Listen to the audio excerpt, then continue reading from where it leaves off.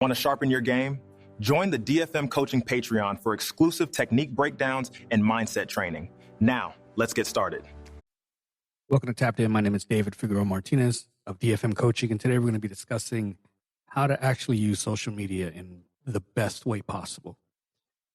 Some feedback or some background. I am probably going to be 45 by the time this comes out. I have been online since dial-up, which is a little embarrassing. Dial-up, MSN chat rooms, ASL, AOL, like way back. I've been online for a really long time in one capacity or another. When I was a white, early blue belt, I was blogging. I've enjoyed online for different things. And of course, that online space has changed. It was MySpace, Facebook, IG, Threads, Reddit. It's a bunch of different places, and they all have their kind of unique vibe depending on what you're looking for. And you really have to make some decisions on what spaces you want to be into and which ones you just want to neglect. If I was going to give any feedback right away, it's going to be social media and online presence can really be a huge benefit. I have enjoyed my circles with certain people. I've helped out certain people who I have never met in my life. I have gotten feedback and fantastic advice from people I've never actually met in my life. I've connected with people and then met them later on through jiu-jitsu camps or some kind of jiu-jitsu event that was going on. So I have a pretty broad circle of people that I'm kind of cool with. And then there's like an inner circle that I generally like talking to regularly. People in Toronto, people in Michigan, Kentucky, LA. And so for me, it's a lot of fun. I enjoy specifically Threads. I don't necessarily enjoy Reddit, for example. I'm on Reddit as least as possible. I'm on IG quite a bit when I'm posting stuff or a flyer that needs to go out or whatnot. But for the most part, the social media that you decide to be in really is your decision. You don't have to be in any of them. You don't have to be in all of them. You can be in whatever ones actually fit your circle and what you're going for. You need to train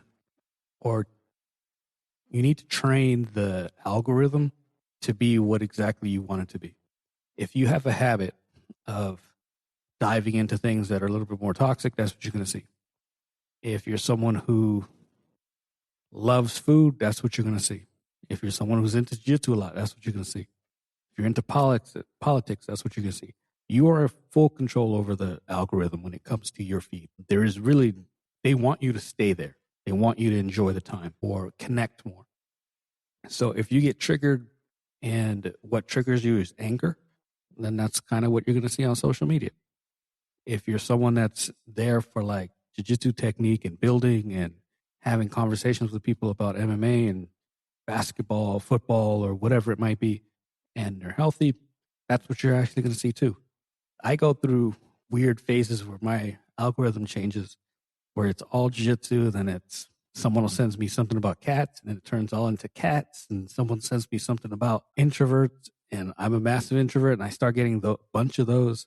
So it changes based on what I'm interacting with, and that's my opinion, the key detail when it comes to understanding what social media could be for you. You have to train it. You have to start liking things that you're going to feel positive about. For example, I'm big on leadership, supervision, and that kind of niche. So I get a lot of that. I get a ton of that. Jiu-jitsu, MMA. I do get some politics. But, I get a lot of funny shit that I love listening to or watching. My feed is a little bit of everything, but for the most part, it's enjoyable. It's not this whole toxic environment where I just hate going to it. So I enjoy interacting with people.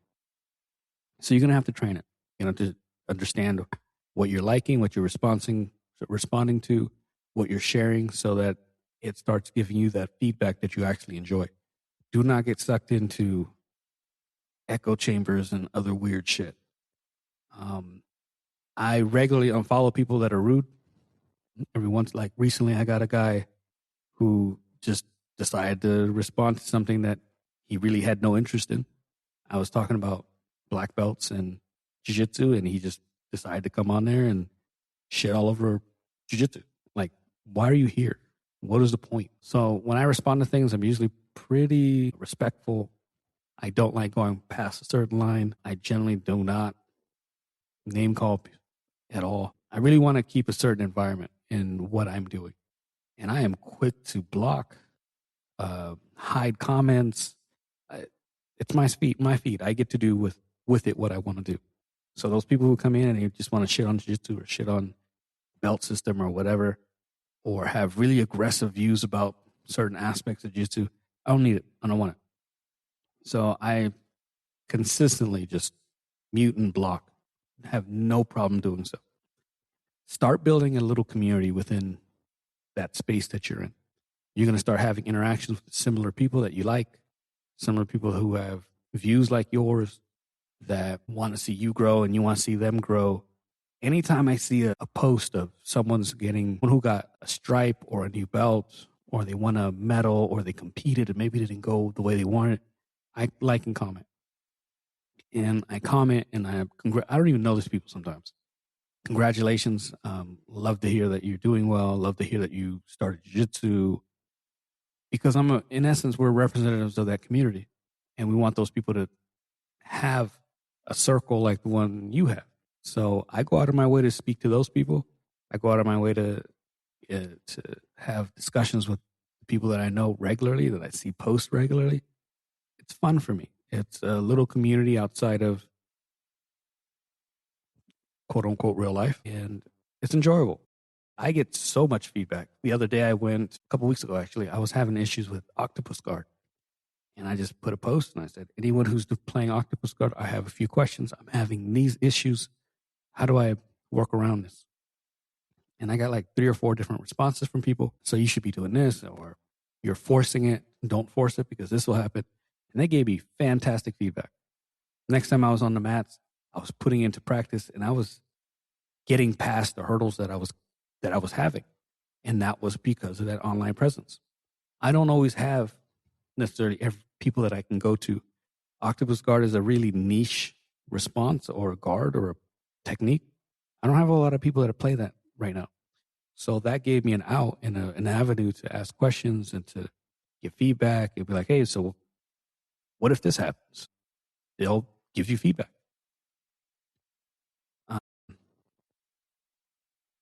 I have this real big habit of creating saved folders. I find it incredibly useful. When I find a technique, save it, and I don't save it just as like BJJ. On Instagram and on YouTube, I create playlists or folders, and if someone's like passing a certain way, I throw that in that passing folder. If I find people who are doing really good takedowns for jiu-jitsu that are like, masters friendly, I throw those into a specific folder. Leg locks, I put those into a specific folder.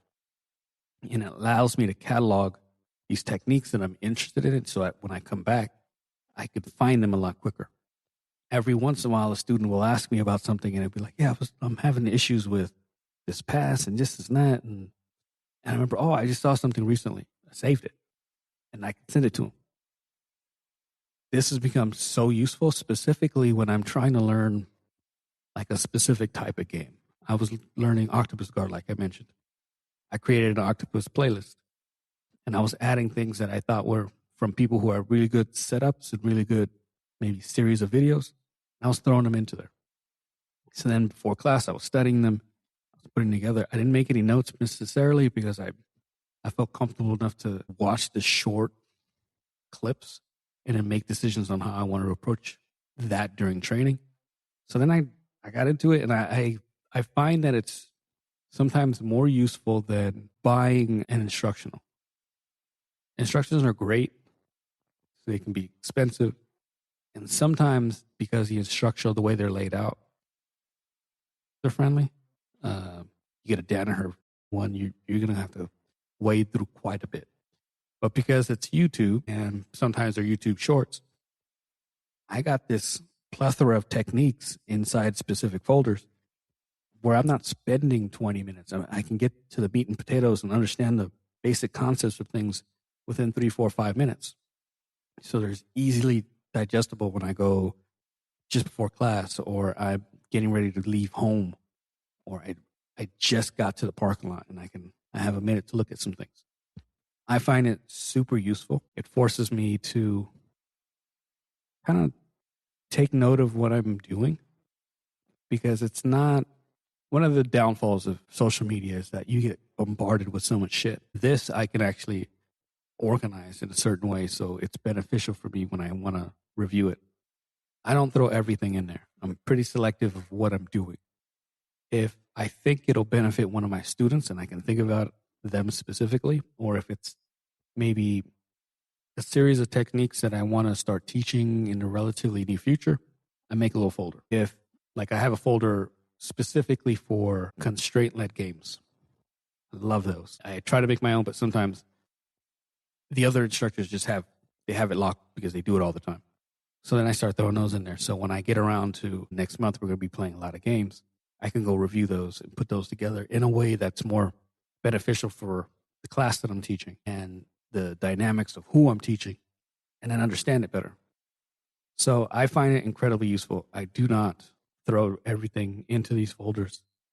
If it's not for me, if it's not for my students, and it's not something that I'm going to end up teaching, maybe I repost or I share in a story, but I'm not throwing it into the folders because that's material that I'm going to end up using at some point. What else? Try to understand that this is stuff that you're in control of, that is relying on you, that you need, that you can get the benefit out of. And it's not some other way of like weirdos getting into your space and ruining your energy. If there's any of that going on, delete, block, get rid of, set boundaries. You don't want to get addicted to social media necessarily, and you don't want your life to be hindered by the things you want to do. But overall, for me, I think it's a massive benefit if you can use it as a tool and not get distracted.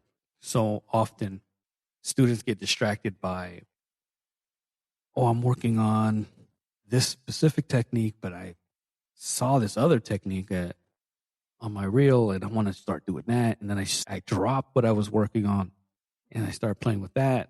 And then a week or two later, the same thing happens. And now I got like 3 or 4 half-built systems in place.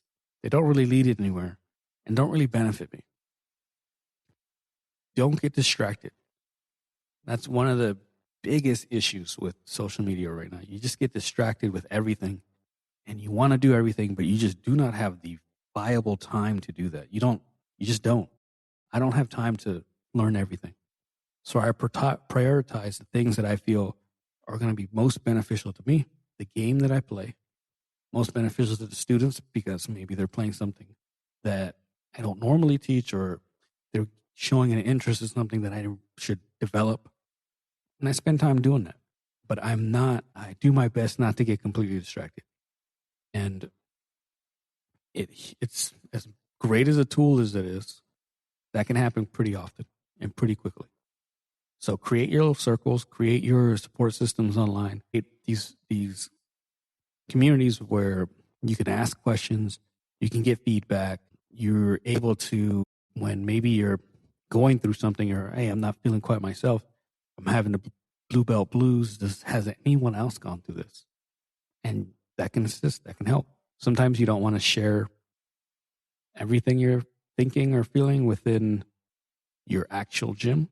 And sometimes the social community outside of it can help with that. But overall, I think it's a plus, specifically if you use it as a really good tool. Create your folders, understand what you need, follow the right people. Don't follow just anybody, and enjoy it. If you have any questions on this or anything else, please let me know. DFM.2099 on Instagram and Threads. We also have a school community for Q&A, technique of the week, my recorded workshops end up on there. Until next time, let me know if you need anything. Thank you so much.